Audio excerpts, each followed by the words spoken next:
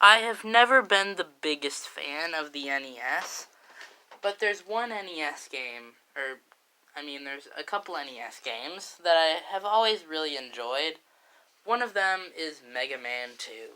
Mega Man 2 is my second favorite Mega Man game, and my second favorite NES game. Behind Mega Man X for for Mega Man games, and Super Mario Bros. 3 for NES games. So yeah, to start, let's talk about why I think this. Let's start with the controls. The controls are really good, especially for an NES game. Because like I mentioned in the Super Mario Bros. Review, I'm not a huge fan of the NES controller, but this game is awesome. And the controls are still really good, even though the controls are not...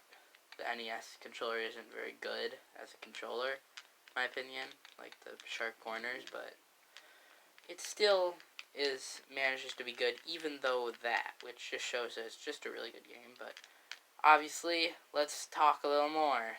To start, the level design is, for the most part, not good. Obviously, that part was a little cheap, but most of the game doesn't have much of that, but actually it kind of does, but still, it's definitely better than the first Mega Man.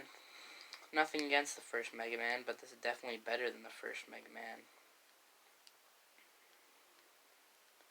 Because it's Mega Man 2.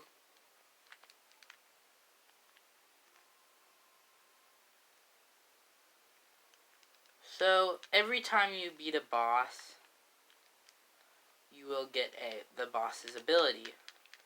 This is really cool, because and the different boss abilities can be effective against different bosses, which makes a lot of replay value as well, because you can just you can use the boss effective weapons, you could try to use just the Mega Buster, or you could do some stuff.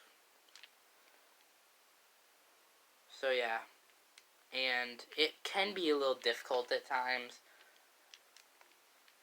but it still is a very fun game.